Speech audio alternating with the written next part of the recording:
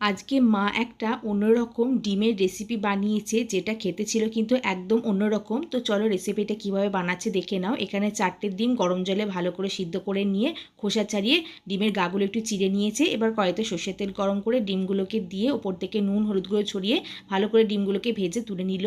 এবার ওই ভাজা তেলের মধ্যে দিয়ে দিল ছোটো ছোটো করে কাটা পেঁয়াজ কুচি আর আদা রসুন বাটা, আর দিল শুকনো লঙ্কা বাটা, হলুদ গুঁড়ো দিয়ে সব কিছু একটু ভেজে নেওয়ার পর দিল টমেটো কুচি আর স্বাদ মতো নুন।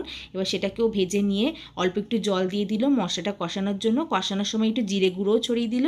দিয়ে মশলা কষানো হয়ে গেলে দিল পোস্ত আর কাজু বাদাম বাটা, সেটাকে মিশিয়ে নিয়ে পরিমাণ মতো জল দিয়ে ঝোলটা ফুটিয়ে নেওয়ার পর ভেজে রাখা ডিমগুলোকে দিয়ে আর একটু ফুটিয়ে নিয়ে ডিমের মধ্যে গ্রেভিটা ঢুকে গেলে ওপর থেকে কাসুরি মেথি গুঁড়ো গরম মশলা গুঁড়ো ছড়িয়ে নাড়াচাড়া করে নিলেই রেসিপিটা তৈরি, নামিয়ে নিল।